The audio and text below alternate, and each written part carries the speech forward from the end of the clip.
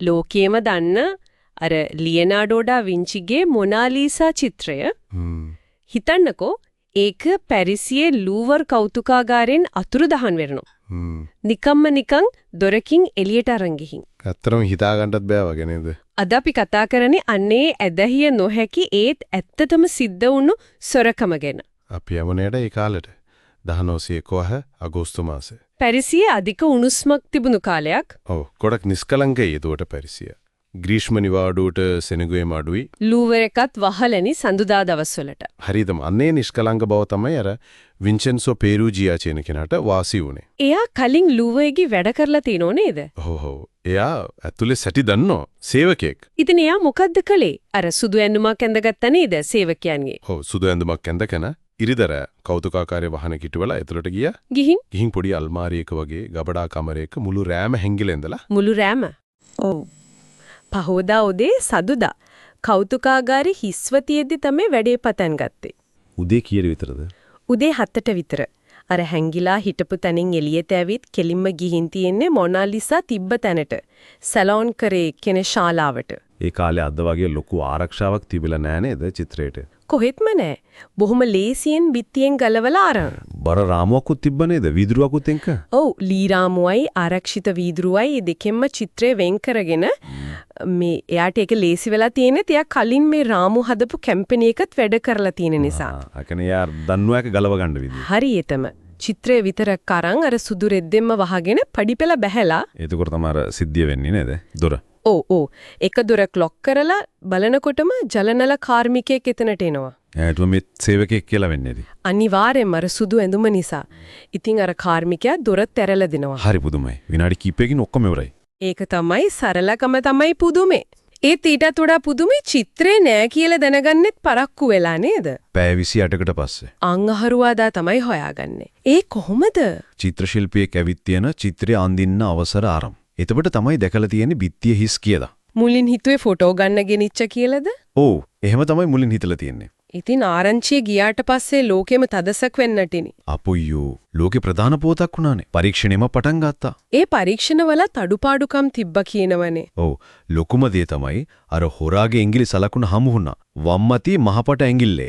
ඉතින් පෙරුජියාගේ පොලිස් වාර්තාවල තිබුණේ දකුණු අතේ විතරයි. ඉතින් ඒක ගැලපුණේ නෑ. ඒකත් මං හැරිලා. ඒ විතරක් නෙවෙයි වැරදි මිනිස්සුත් අහු වුණානේ මේකට. කවුද? අර පිකාසෝ. ඔව් පැබ්ලෝ පිකාසෝයි. එයාගේ යාළුවෙක් කවියෙක් ගියෝම් අපොලිනයා. ඇයි ඒ දෙයදම සැකකලේ? අර අපොලිනයාගේ ලේකම් කෙනෙක් කලින් ලූවර් එකෙන් පොඩි ප්‍රතිමා වගේක් හොරකම් කරලා. ඒවන් කීපයක් පිකාසෝට විකුණලා තිබිලා. ඉතින් ඒකයි මේකයි පටලැවුණා. ඒත් පස්සේ තේරුණා ඒක වෙනම සිද්ධියක් කියලා. ඒ කාලේ ලොකු කැළඹීමක් වෙන්නති නේද ඒකත්? ඔව්. ඒ අතරේ නියම හොරා පෙරුජියා. පෙරුජියා චිත්‍රයත් තරම් පැරිසියාගේ පොඩි කාමරේ අවුරුදු 2ක් තිස්සේ ඉඳලා. කොහෙද හංගගෙන ඉඳලා තියෙන්නේ? ලී පෙට්ටියක බොරුපතුලක් යටලු. පොලිසියේ කාමරේ සෝදිසි කරලා තියෙනව නේද දෙපාරක්ම? ඔව් ඒක තමයි පුදුමේ. දෙපාරක්ම ගිහිල්ලත් හොයාගන්න බැරි වෙලා ලොකු අතපසුවීමක්. අන්තිමට පෙරුජියා අහුවෙන්නෙත් එයා විසින්මයි නේද? කොහොමද? අවුරුදු 2කට පස්සේ 1913 ඉතාලිය ෆ්ලොරන්ස් වල කලාකෘති වෙළඳෙක් ඇල්ෆ්‍රෙඩෝ ජෙරි කියලා කෙනෙක්ට ලියුමක් යවනවා. කවුරු කියලාද?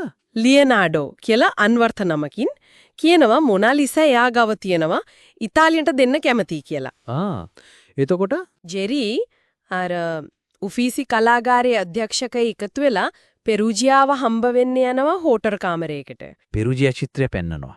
ඔව් එයාලා බලනවා ඇත්තම චිත්‍රය තමයි.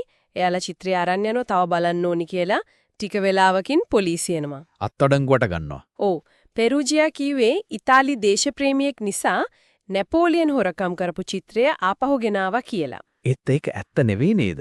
නෑ පළවෙනි ෆ්‍රාන්සිස් රජතුමා ඒක ලියනාඩෝගෙන්ම මිලදී ගත් එකක්. ඒත් අර දේශප්‍රේමී කතාව නිසා දඬුවමත් අඩු වුණා නේද?